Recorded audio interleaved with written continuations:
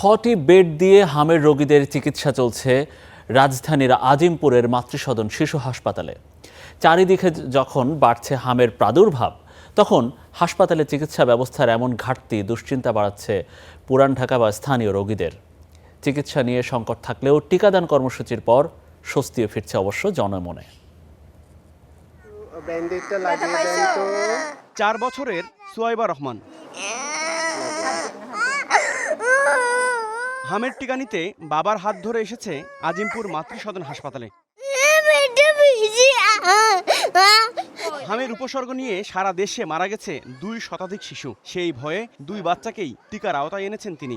আমার 2টো বাচ্চা, আমার প্রথম বাচ্চাকে আমরা 12 তারিখে এখানেই দিয়েছি এবং ওকে আজকে দিলাম। সো আমার 2টো বাচ্চাই কাভার হয়ে গেছে এবং যারা এখনও জানে না, আমি রিকোয়েস্ট করব তারা যেন এই ক্যাম্পেইনের মধ্যেই বাচ্চাদেরকে এই টিকার আওতায় নিয়ে আসে। ঢাকার বিভিন্ন সেন্টারে চলছে হামের টিকা কার্যক্রম। টিকার আওতায় আনা হচ্ছে 6 মাস থেকে 5 বছর বয়সী শিশুদের। সবার মনে তো একটা ভয় থাকে যে বাচ্চা অসুস্থ হইলে সবাই এগুলা হঠাৎ করেই হয়ে গেছে। আমরা বাসায় ছিলাম, এর আগে আমরা ইয়েতে পড়তেছিলাম, কুমিল্লা মেডিকেলে D-Lab-এ ওখানে ছিলাম। এবার যেন কিছুটা ভিন্ন চরিত্র নিয়েই হাজির হয়েছে হাম। যেসব শিশুরা 9 মাস বয়সে কিংবা 15 মাসে একবার হামের টিকা নিয়েছেন, তারাও আক্রান্ত হয়েছেন। শক্ত রোগ প্রতিরোধ ক্ষমতা তৈরি না হওয়াতেই এমন ঘটনা ঘটছে বলে মনে করছেন চিকিৎসকরা, যদিও এ সংক্রান্ত কোনো গবেষণা এখনো নেই।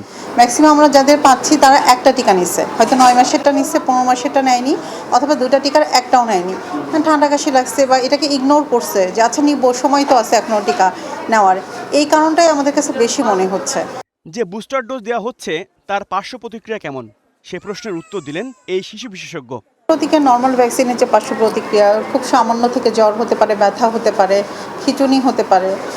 যে পার্শ্ব প্রতিক্রিয়াগুলো সব ভ্যাকসিনেরই থাকে, এটার ক্ষেত্রেও আছে। আর এটা যেহেতু লাইভ ভ্যাকসিন, এটা তো ডেফিনেটলি। আপাতত 5 বছর বয়স পর্যন্ত শিশুরা টিকা পাচ্ছে, তবে ভবিষ্যতে 10 বছর বয়সী শিশুদেরও টিকার আওতায় আনার কথা ভাবছে সরকার। আজিমপুর মাতৃসদন হাসপাতালের 3য় তলার কর্নারে ছোট্ট একটি রুমে চলছে হামের চিকিৎসা।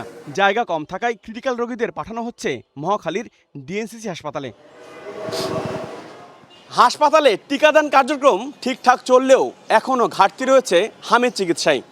চারিদিকে যখন তীব্র আকার ধারণ করছে হামের প্রাদুর্ভাব, এখানে এখনও মাত্র 6টি বেড দিয়ে চলছে হাম নিরাময়ের চেষ্টা।